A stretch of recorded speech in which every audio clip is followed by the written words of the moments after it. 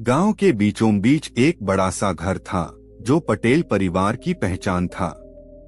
इस घर में दो भाई दिनेश और किशोर अपने माता पिता के साथ रहते थे। घर की दीवारें केवल ईंट और गारे से नहीं बनी थीं, बल्कि उनमें परिवार की खुशियां, एकता और परंपराएं भी बसी हुई थीं। दिनेश बड़ा भाई था और बचपन से ही जिम्मेदार स्वभाव का था। किशोर छोटा भाई हंसमुख और जिंदा दिल था। दोनों भाइयों के बीच गहरा स्नेह था। वे खेतों में साथ काम करते, हर त्योहार मिलजुल कर मनाते और एक दूसरे का साथ कभी नहीं छोड़ते। समय बीता और दिनेश की शादी ममता से हुई। ममता एक समझदार और संस्कारी लड़की थी जिसने घर की जिम्मेदारियां बखूबी संभाली। कुछ वर्षों बाद किशोर की भी शादी वीणा से हुई।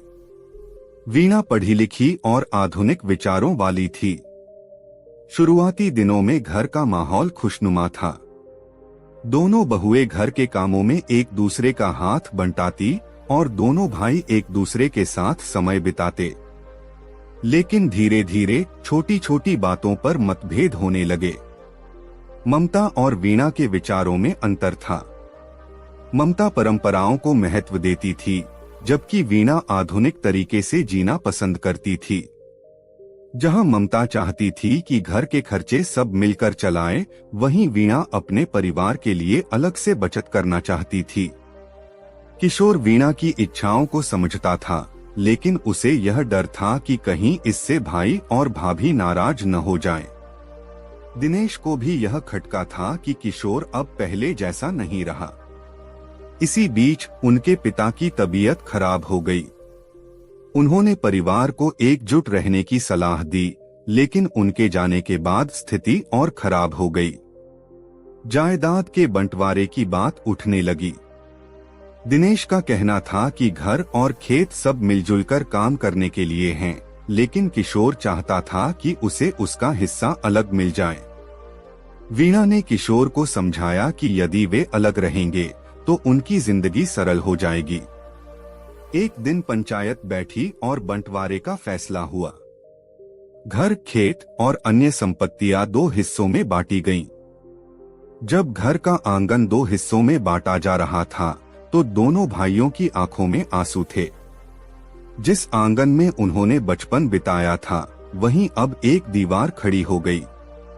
बंटवारे के बाद दोनों भाई अपने अपने हिस्से में रहने लगे। कुछ दिनों तक रिश्तों में दूरी रही, लेकिन धीरे धीरे उन्होंने समझा कि बंटवारा केवल संपत्ति का हुआ है, दिलों का नहीं। त्योहारों पर वे अब भी मिलते, लेकिन वह पहले वाली गर्माहट नहीं रही। यह कहानी यह दिखाती है कि शादी के बाद भाइयों में बंटवारे की नौबत कई कारणों से आ सकती है। अलग अलग विचारधाराएं, जीवन शैली में बदलाव और भावनात्मक असंतुलन। हालांकि यह भी सिखाती है कि परिवार का बंटवारा भले ही संपत्ति का हो, रिश्तों को हमेशा जोड़कर रखना चाहिए। रिश्तों की सबसे बड़ी ताकत संवाद है। अगर दिनेश और किशोर ने समय रहते एक दूसरे की भावनाओं को समझा होता और एक साथ समाधान निकाला होता, तो शायद आंगन में दीवार खड़ी नहीं होती। अगर आपको हमारी यह स्टोरी पसंद आई हो तो चैनल को सब्सक्राइब करें और ज़्यादा से ज़्यादा शेयर करें और कमेंट बॉक्स में ज़रूर बताएं कि आपको यह हमारी कहानी से क्या सीखने को मिला। धन्यवाद।